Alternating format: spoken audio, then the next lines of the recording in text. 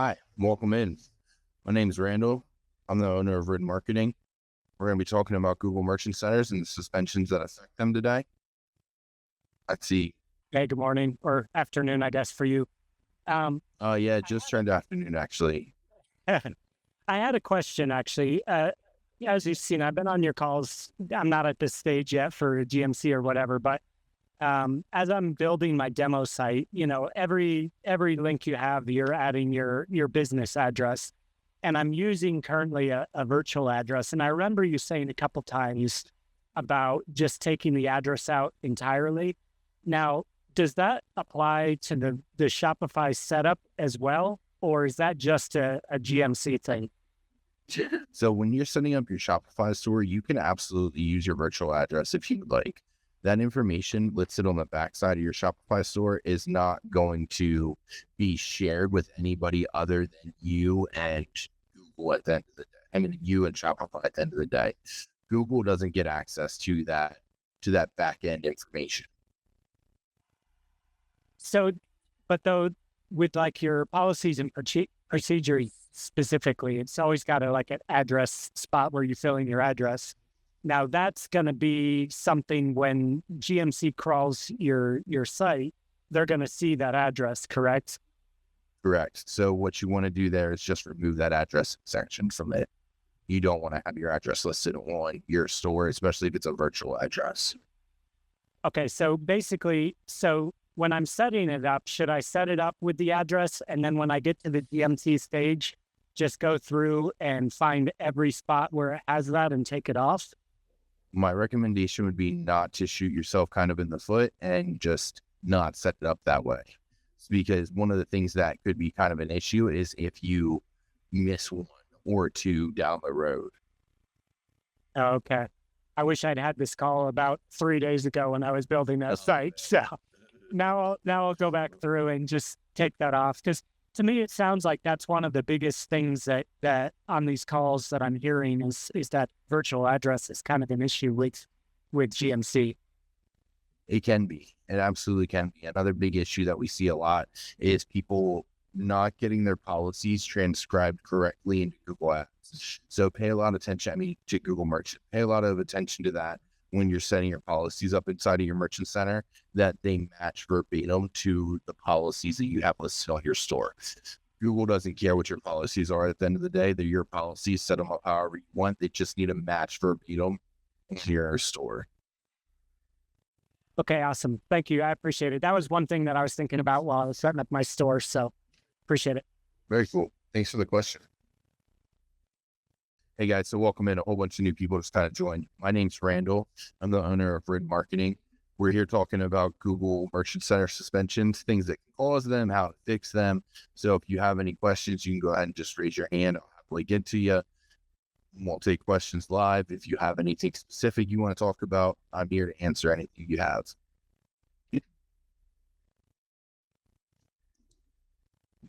Hello, my friend. How can I help you? Hey, good afternoon. How are you doing?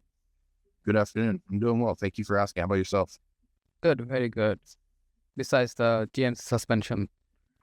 So, Well, understand. Go ahead. Your question. here.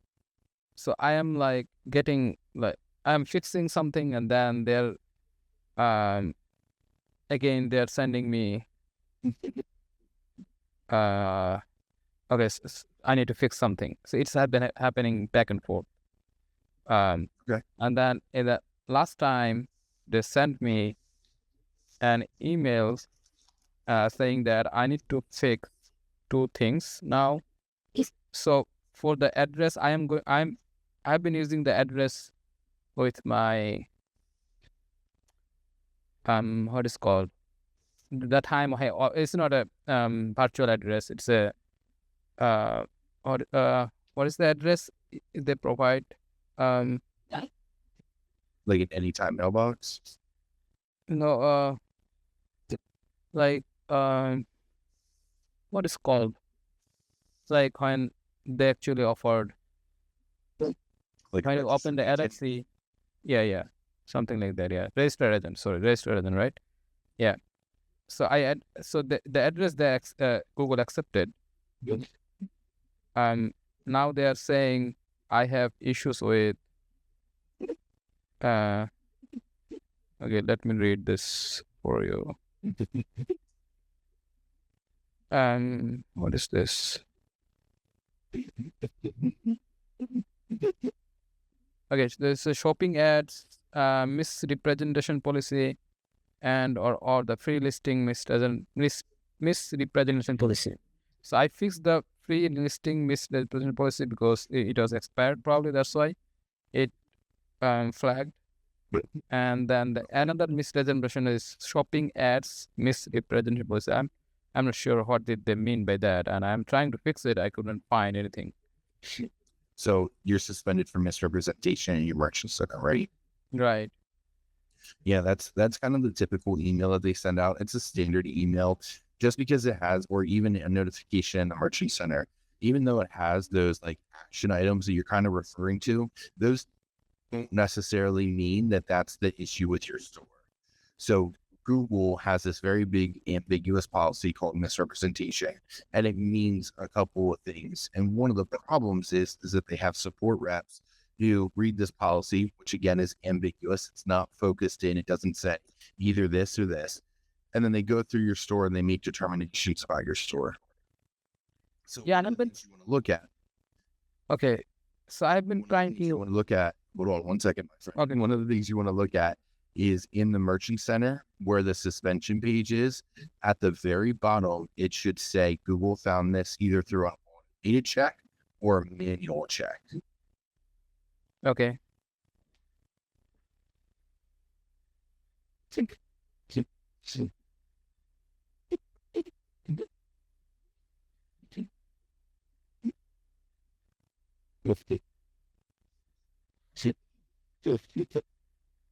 It's generally located right above the fix button or submit for an appeal button.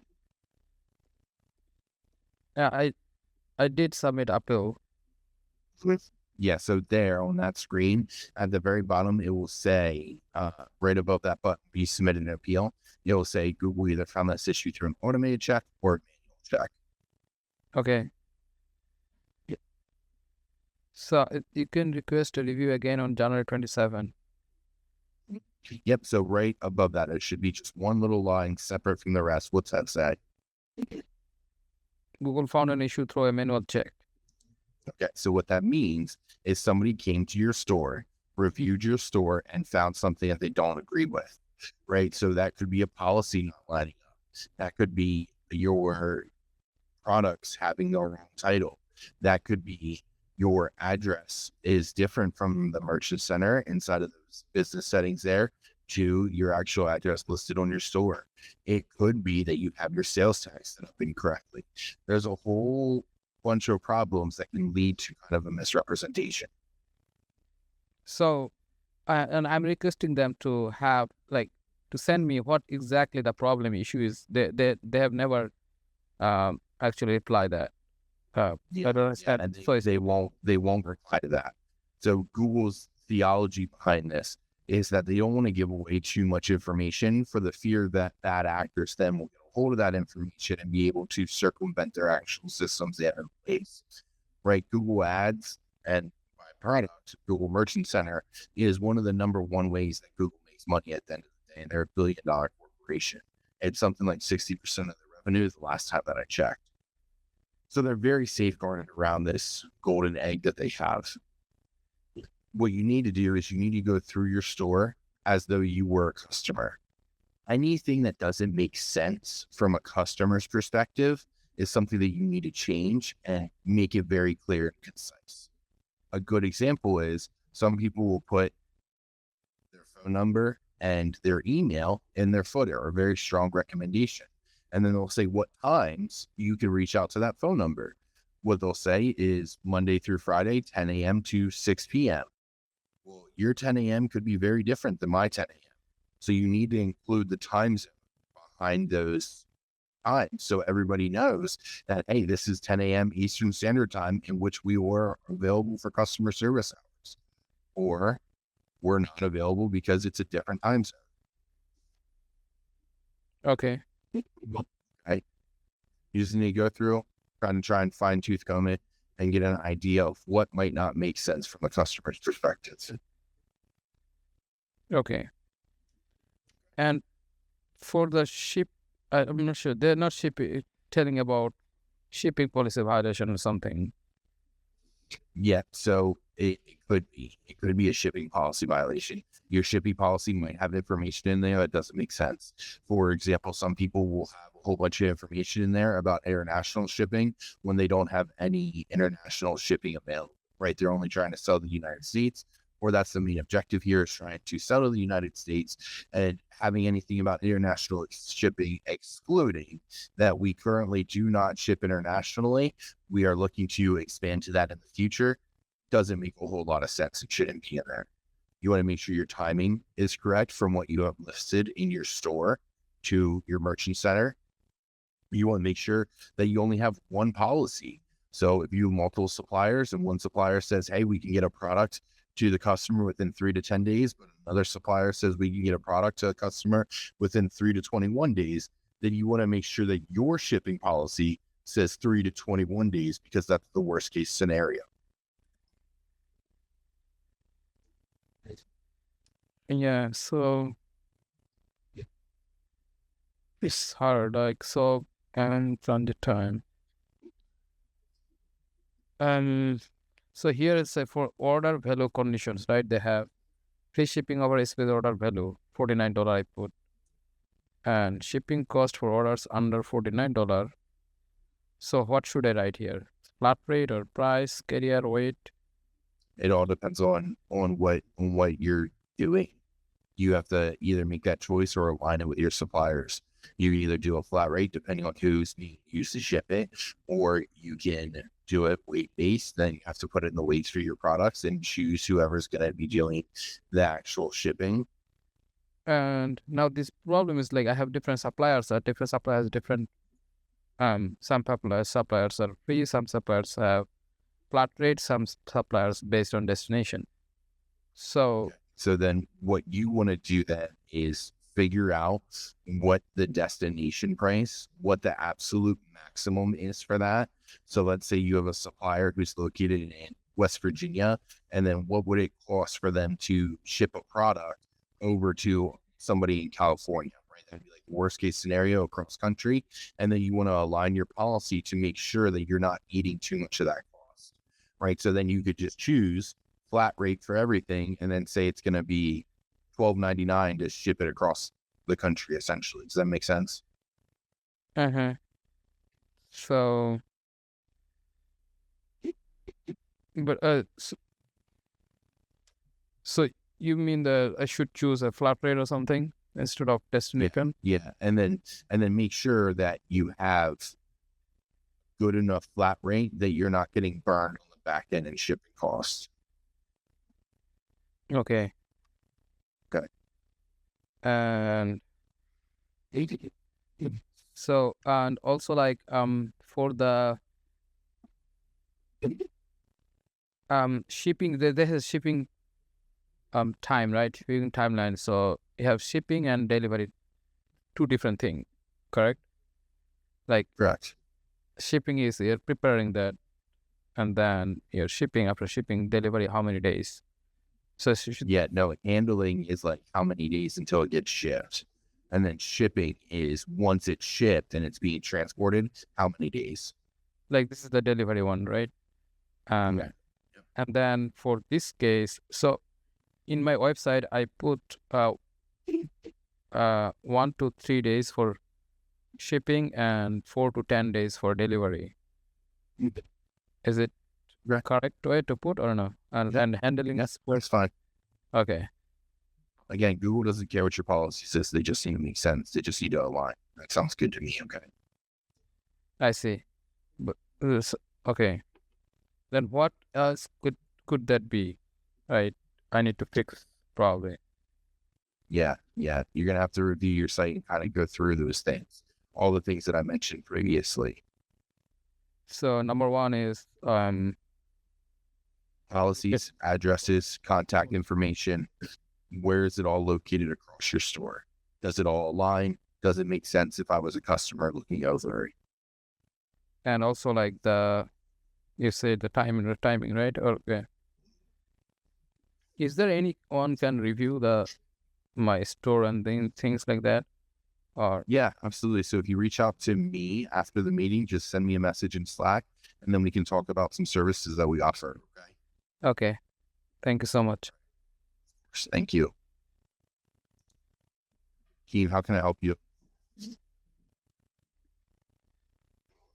Good morning. Good morning. How are you? Well, it's good afternoon for me. Yeah, good afternoon. I just wake though, so No worries. No yeah, good afternoon. So I have a question regarding to my resale permit. Okay. So when I name my store, first name my store, before I add it to Shopify, before I start setting it up, I end up changing it because there was some problem with the email, wouldn't matching up with my .com, so I end up changing my store name. But it seems to me like I applied for my resale license within the same time or before. So now the resale license came back to me, approved, and it's saying my old store name on it. Even though the store didn't exist, it's saying my store name on it. I think that would be a problem for Google Google Ads subscription. It shouldn't be a problem at all. Okay, because the LLC is fine, the address is fine, everything is good, just a name. Okay. Yep. And I think I have another question. Yep. Yeah, I think that's the most important one. Okay, all right. Thank you so much. Fantastic. Thank you for your question. Yeah, thank you. Of course. Hi, Mary, how can I help you?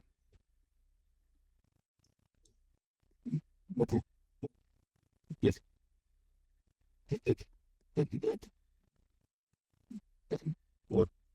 Mary, are you there? There, can you hear me now? I'm sorry. Sure can. Sure can. How Okay. are you? Great. How about yourself? Doing well, thank you. What's going on? Thanks. I appreciate. I've gone through suspension to for misrepresentation, and I think part of it was addressing, like you said, the virtual. So I put my home address, which was maybe a mistake, but I put Hotjar on my site to see what they were looking at, give me an idea what they were looking at.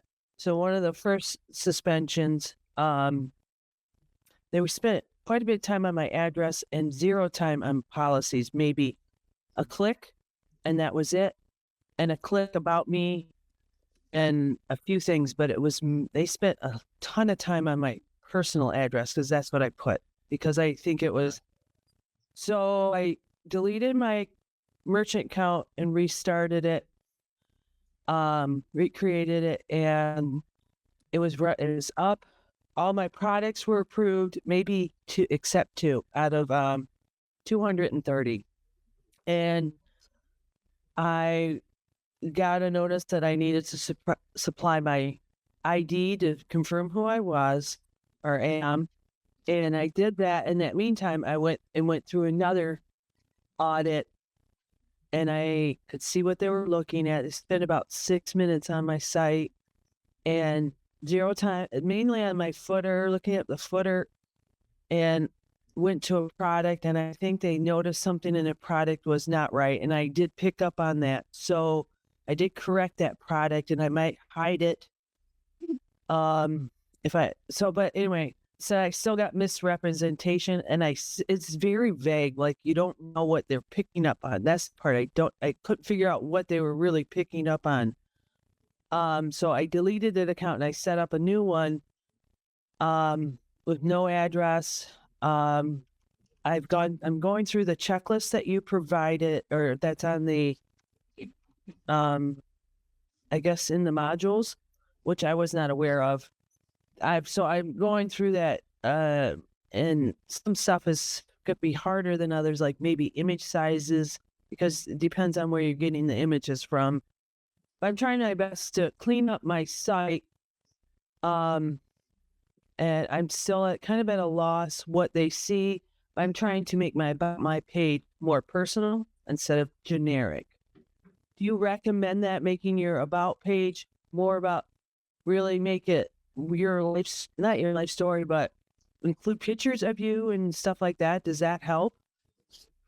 I know Or not? he recommends that, but I think that it's mostly just for a customer point of view. Okay. So people Okay. generally buy from people that they know and that they like. It's not something that's put into high regard with Google. And when we talk about Google Merchant Center suspensions, I wouldn't spend too much time on it. You definitely want to have one. It is something that Google looks for to make sure that that it is present and that there is some kind of pertinent information there, but they don't spend a ton of time there. They might have been Okay. doing the research around your address or the contact information that you supplied. It might have just been verifying it across the Merchant Center. I see. One of the strong recommendations I'd make for you is to just Right. remove your address overall for your store. Okay. It is. Yeah, I've removed it. I have removed it. It is my personal address when I registered my business, because you're not allowed to put a virtual address when you go to register. I was not able to. So it is my personal address when I submit my stuff to Google Merchant, but I don't have my address anywhere on the website at this point. So then you also want to make sure you have two forms of contact information, right? So an email and a phone number for sure need to be listed there. Yes, and I do have that, and I have those hyperlinked for the phone number and the email. So I have tried to go through, make sure that is all correct, but I am just trying to make sure there's consistency in my product titling and descriptions, and also with keywords in there. So I'm just still kind of baffled, but I feel like if you delete, they're still going to ask for your ID. And then that's when you get banned, or not banned, you get misrepresented. No, so when they ask for your ID, that's considered actually a false suspension. So that's one of the Okay. automated systems coming into play with Google. And the reason Okay. most people get hit with that is because they're closing and they're opening up a merchant center. So Google is just verifying who's that information associated to. And then they're also Okay. doing a double check on the backside and making sure that you're like a real person. So Okay. that's not super concerning. Okay. Since they spend a lot of time on your policies, I would really encourage you to go back into your policies inside of the merchant center and also inside of the store and make sure that they match, right? So like if you say you have 1 to 3 days of handling time, make sure you only have 1 to 3 days listed on your merchant center. They do match. They have spent, I watched when they clicked it, they went to a certain area and they were only in my policies for less than 10 seconds. They're in their return policy. That's the policy they stopped in. Return. They did not go in my shipping policy at all, just in my return. And I did make sure that it did match the verbiage, but I will double check. And they clicked a couple products. So I think that product it may be the product so I'm going through and making sure that it's not anything that they will be that will flag them. So, it has been a manual audit, and it's been very different when each time they've gone through and looked. But I don't. One other thing. Go ahead. Well, the other thing I know is, I'm sorry. You go ahead, please. No, I'll wait now. Okay. I did install Google. I did have Google Analytics, but then when I deleted it, I don't know if it was in there, but I did install the Google Analytics and YouTube app within Shopify to maybe connect it more with my business account and my ads account, which is suspended. Is that recommended? You connect all those. Does that help? I wouldn't use the Google and YouTube app when we're already using Simprocess. So the Google and YouTube app is another API app that allows you to connect to a merchant center. There's no rhyme or reason to have two of them, and it's far less fine-tuned than what Simprocess is. Even when we get clients on like the outside of high ticket, we recommend highly to install Simprocess just because it's a much better app to use. Okay. I just thought maybe it would help with my identity or misrepresentation. That's the only reason I installed it. So what Google is saying with the misrepresentation ultimately is that there's something that they don't agree with, whether you have conflicting policies, conflicting statements, not enough information. It's not so much that they don't believe that you are who you say you are. More so that they're saying, hey, look, we're finding an issue here and we don't see a path forward, right? Like these two things don't make sense together. So either one of them has to go or you need to make them make sense together. Okay. And trying to find it is it's a challenge. It's very much a needle on the haystack. Yes. That's why we are here trying to help. And then we also help inside of the group as well. Mm-hmm.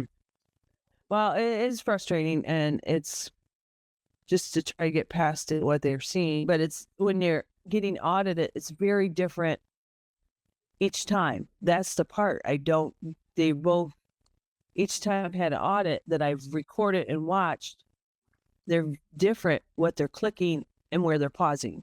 That's the part I'm having trouble with, too. Yeah. So what's happening there, okay, is you're getting multiple different reps. It's not the same person coming back to your store and going down through the services, right? What it is, multiple people coming through. And like I kind of explained earlier, I don't know if you were here, but these people, they get a big policy, right? So they get the misrepresentation policy. And again, it's written very widely, right?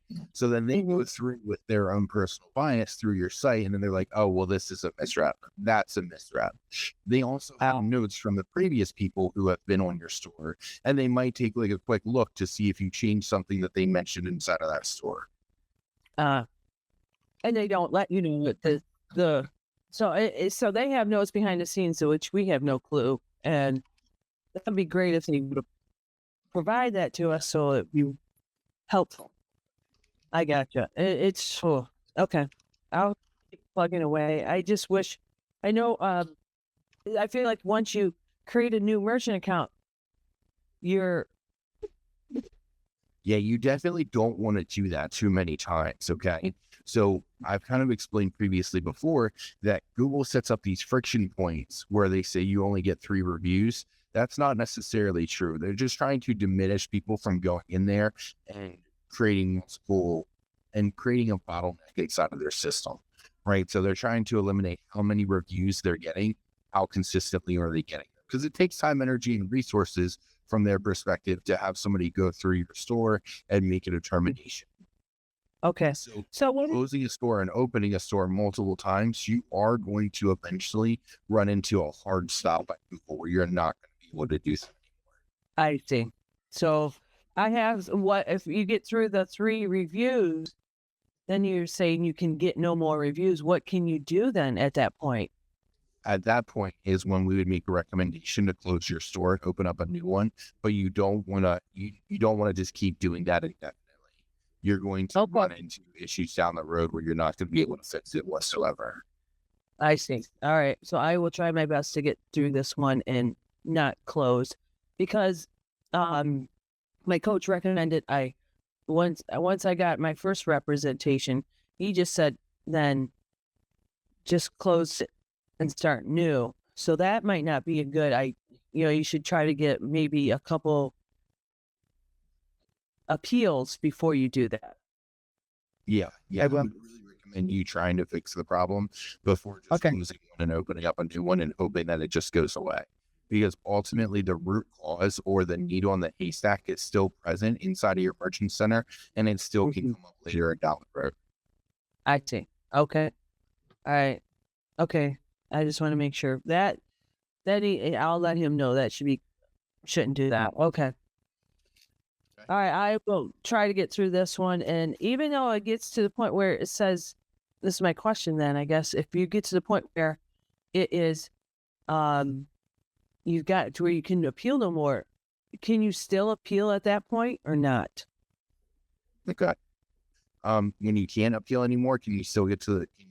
No, can't. Well, if you can't, if you can't, if I've got to where it says will be your last appeal, Is there a cool down period where maybe if you come No. back So in a if you week? file that last appeal and you come back to the merchant center, it will tell you that you can no longer file appeals for this Okay. merchant center anymore.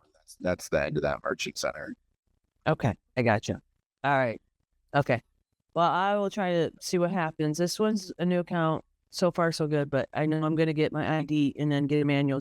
Well, he takes out his questions, guys. Is there anybody else inside the group who has any more questions about Google merchant centers and suspensions around them?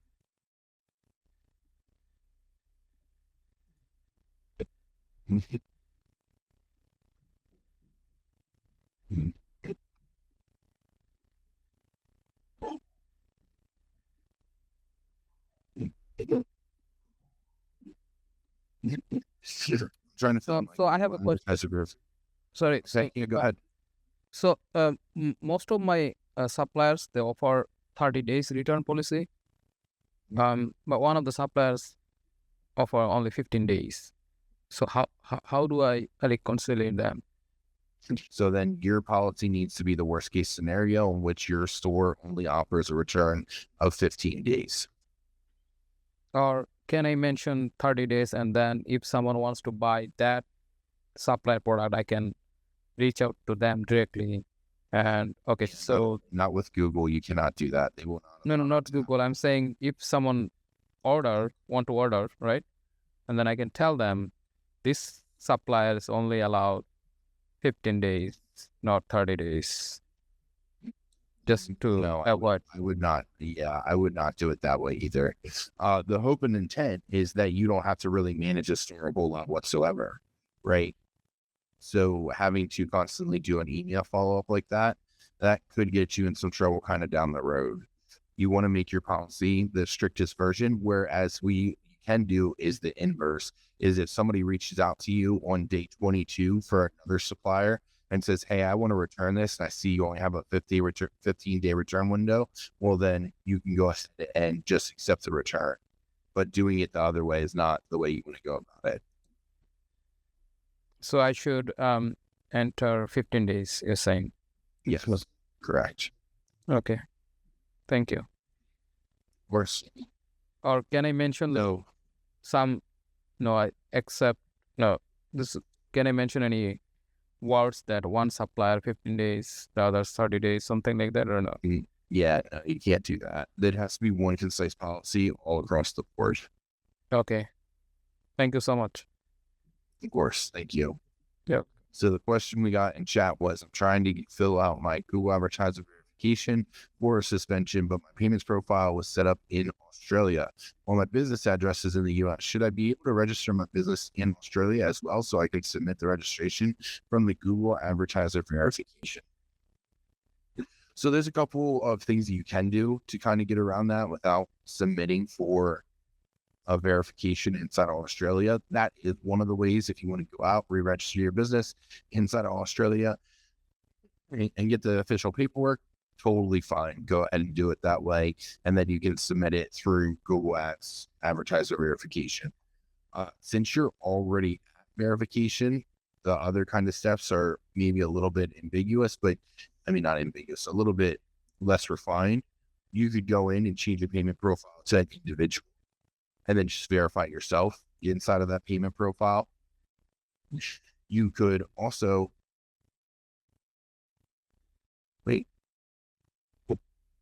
why are you trying to fill out a verification for a Google Ads suspension is the question. Is it a Google Ads suspension verification, or is it a verification for the Google Merchant Center? If you could answer that in the chat, then I'll guide you a little bit more. If you're talking about the Google Merchant Center where you have to verify your information, my strongest recommendation there is actually make a payment profile underneath an individual and then just fill out your information inside of there. That payment profile doesn't have to be reused in Google Ads. You can use your business's payment profile, but getting your business verified is a little bit more difficult within the Google Ads environment, whereas just getting an individual verified is as simple as submitting a government ID. So I just answered this, but I'll re-answer it for you. Basically, if you're trying to fill out a verification for your Google Ads, then you need to refile your paperwork in Australia. You've already done it that way. If you're trying to fill out the verification for your Google Merchant Center, then what you want to do is you want to go and just create a new payment profile, select individual, and then just put your personal information in there. It'll be a lot easier and a lot less stress on your back. So why are you trying to fill out us? What's the suspension in Google Ads? Interesting. So yeah, you're going to have to complete verification there. Okay. If you set up a payment profile inside of Australia underneath an organization, you're not going to be able to get that lifted without refiling paperwork in Australia. It's pretty clear cut and dry kind of at that point. What they're looking for is to try and understand who you are. Google got hit with a whole bunch of stolen credit cards a few years ago. And the automated system is very fine-tuned to payment information. I've seen people get suspended for literally taking their old credit card and putting in a new one that they are receiving from the bank and getting suspended for suspicious payment activity. You just have to go through kind of those steps and verify your card information on the back end. But if you selected an organization payment profile, you're going to have to register your business because they won't let you change that now that you're suspended. So what, excuse me, can I ask question? Yeah, of course. So sometimes the supplier has lifetime warranty. So how do you like mention that? Like some of them are 30 days return, some is 15 days, some has lifetime warranty. So a lifetime warranty is different than a return, Okay. right? What you want to do is you want to mention on that product page that this product has a manufacturer's warranty and make it very clear that it is a manufacturer's warranty and not your business's warranty. Okay. And also I can mention in the return policy too that return policy in the return policy I can mention the warranty, like No. Why I don't would need you to- mention warranty inside of the return policy? so I have this, so I can just delete this one. Yeah. It's not your warranty. It shouldn't be a part of your policies on your store. So what can I have in the policy? Return policy. In the return policy, Yeah. what's your return window? How many days will you accept returns for? You've told me in this case it'll be 15 days. How long after you receive a return can a customer expect to hear from you? Okay. After you verify the return, how long will the customer expect to wait before they get their money back? Mm-hmm. Do you accept returns for effective or non-effective items? Do you Right. accept exchanges? Those types of things. Okay. Cancellations, right? Okay. Refunds too. Okay. Yep, exactly. Is there a restocking fee? You know what I mean? Right. Okay. So warranty, I just deleted the warranty thing. That is just restocking for 20% if they. Okay. All right. Thank you. Of course. So we got about 15 minutes left here, guys. If you have any other questions, I'll happily answer them around Google and their policies that they have here, and what the best way kind of forward is. If you need any additional help, you can either reach out to me on Slack. We offer services to the group, or you can reach out to a coach or a customer service rep. They'll happily get you in contact with the right people. And then we can do a personalized service where we go through your store, your policies, and help you identify exactly what's going on.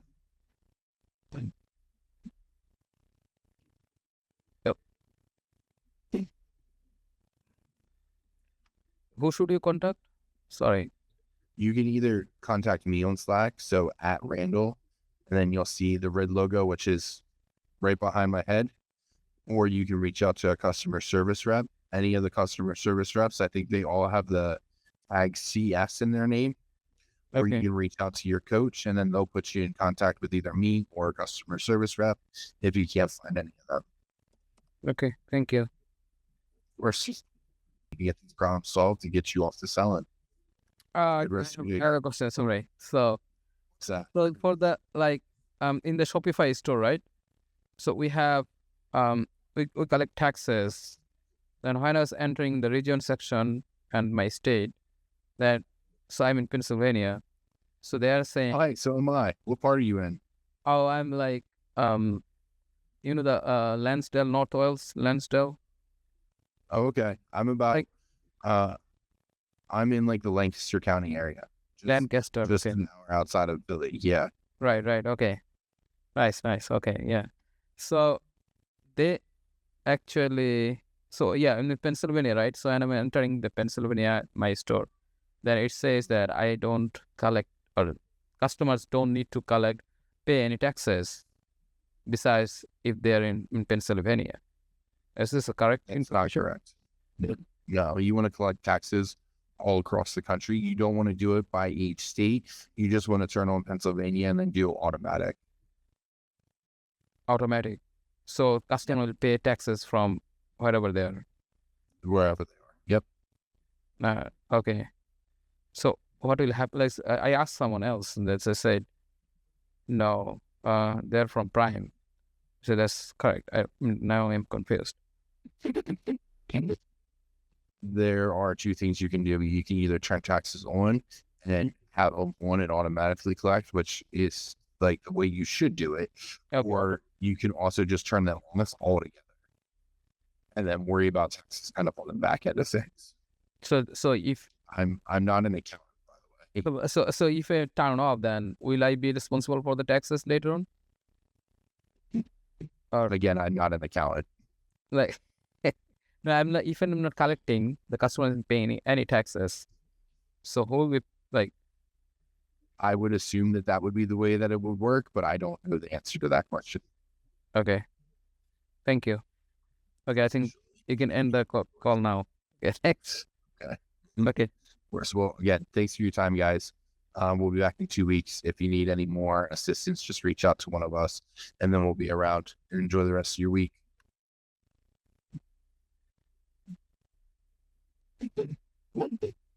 You too. Thank you.